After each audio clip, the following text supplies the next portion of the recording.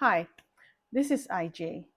Were you born between the years of 1965 and 1980? If you were, then you're part of the Generation X generation. So please come in, take a seat. We need to have this conversation. This is not usually what I would do, but today I feel like ranting a little bit, and I hope that I get my message across. So, we're the Generation X, and I'm going to put down the age ranges for the baby boomers, the Generation X, which is us, the millennials, and then the Generation Z. So, anyway, why am I doing this video? I really don't have any particular reason except that I just wanted to know how other people feel about us. Sometimes we feel lost in between the baby boomers and the millennials and the Gen Zs. And sometimes it's confusing. Sometimes I feel that we were cheated. Let me explain.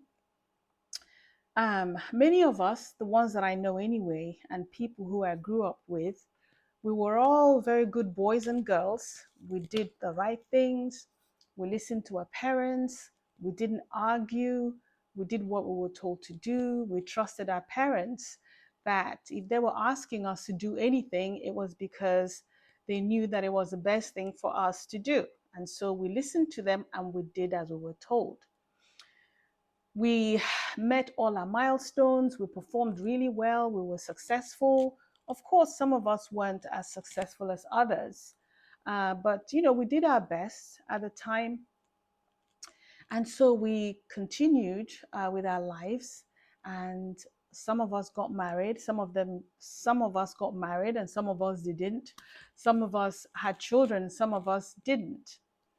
But anyway, we're all the Generation X people.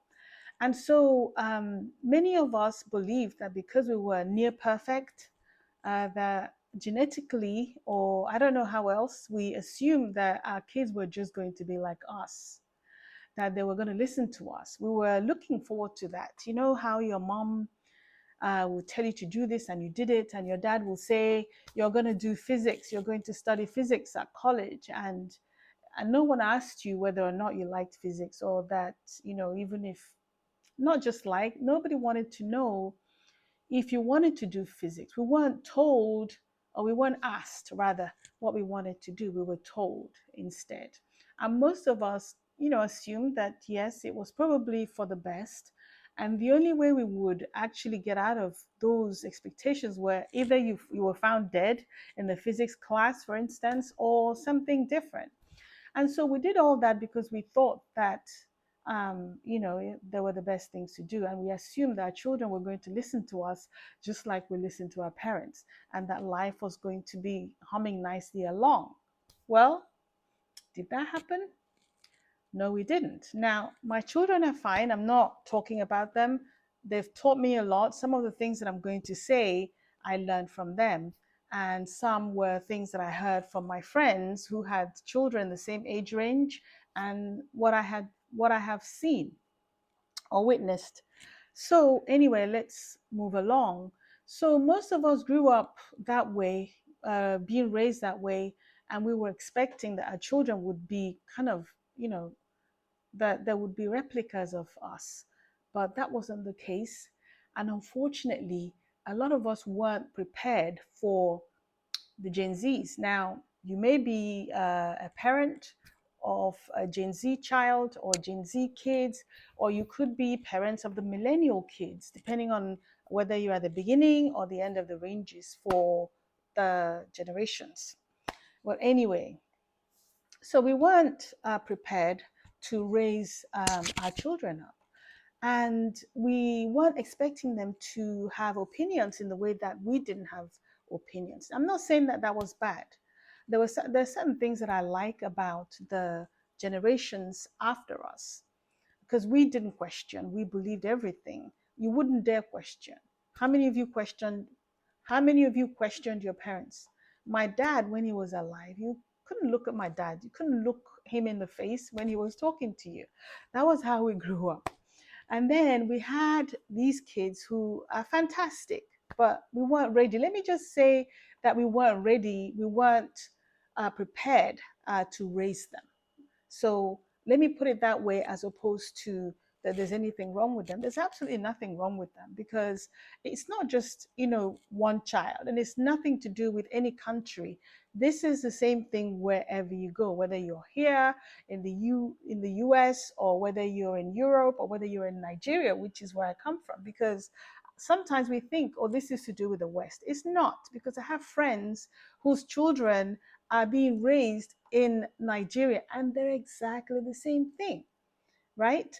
And so we're lost in the middle of these generations where we were raised in a certain way, and then we are now tasked with the responsibility of raising our children in a totally different way that we didn't know. And what did we get? We were called pushy, we were called helicopter moms, we're called bulldozer moms, and it's always the moms, unfortunately. I don't know if any of you read uh, Tiger Moms by Amy Chua, I think. I actually read it. I don't think I read all of it. And she was talking about being referred to as a pushy Asian mom. And if you abbreviate it, is PAM or PAM. And the A in the middle can be substituted for other continents. And I'm not going to mention any of them in case anyone thought that I was talking about them.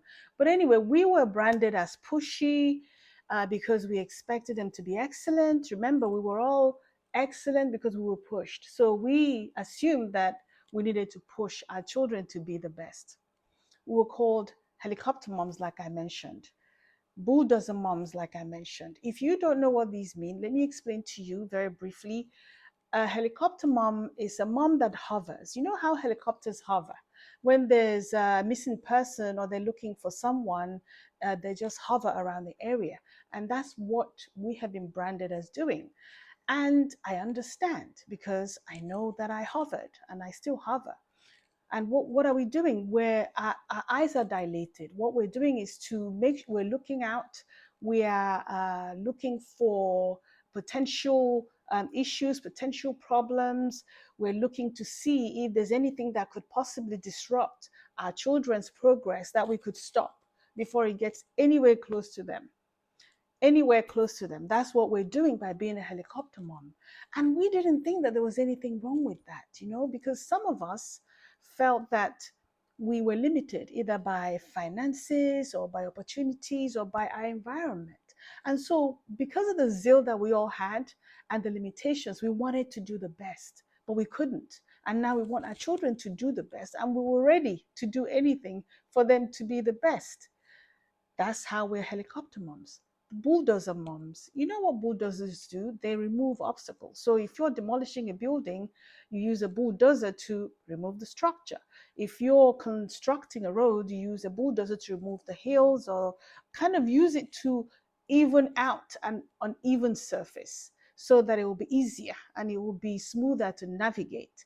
And that's what we try to do with our children. And so that's why we are called bulldozer moms, helicopter moms, and pushy moms. And sometimes you feel confused. I don't know about you, but sometimes I have been confused and I felt so bad that I'm trying to do this for you and you're not. You feel as if maybe they're not understanding, or maybe you're pushing too hard. And we don't think that we are. We're just doing it because that's what we knew. And sometimes I have felt like apologizing or trying to explain the reason why I'm doing what I'm doing, which is crazy. But that's what I've caught myself doing sometimes. When you want to keep up, when you want to make sure that everything is fine, you want them to text, you want them to keep up, keep you updated with what's going on. And sometimes it's almost impossible. And I know this because I know so many people, um, Nigerians, um, Caucasian people, Indian people, Asian people. I know all of them. I had a situation where I went to see our orthodontist with my daughter. And so she excused herself during the session to answer a call from her son. She said to me, I have to take this call because I've been trying to reach this boy for 4 days. And I sent him a text and I told him that if he didn't call me back in 24 hours, I was going to report him missing. And that was the only reason why this boy called back.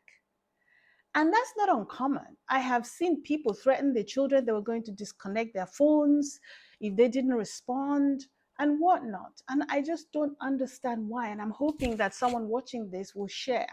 Maybe there are things that we don't understand. Like I said, sometimes I attribute it to the fact that we were raised in a certain way and we weren't prepared for this generation. One example that I have that happened to me was when my eldest daughter was a freshman at college in Rochester. At the end of the first year, she was moving out of her dorm. And that was the first time she was doing it. So we were concerned because we weren't close by to help her.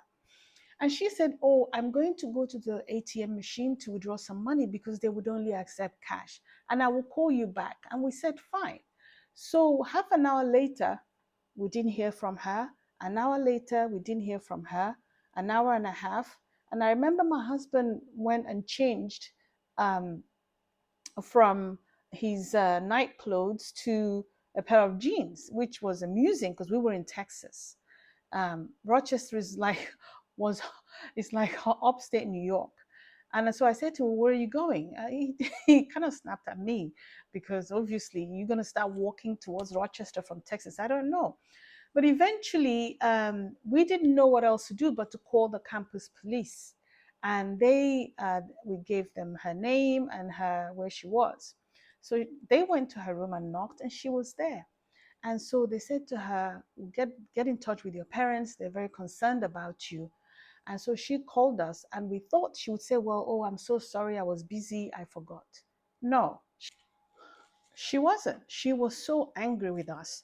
Why did we embarrass her by getting the police to come to her door? Her roommate, everybody was wondering what was going on, and da da da da da. And that was what she said. And so at the end of the day, we didn't get the apology. And we were now feeling bad that maybe we put her in an uncomfortable situation. So I'm not saying that the Gen Zs or the millennials, whoever you have, that they're bad. They're not at all. There's so many things I like them. I like their boldness. I like their fearlessness to get engaged in all kinds of things that we would never have dreamt of. And so, I mean, I'm not saying that they're bad. They're not bad at all.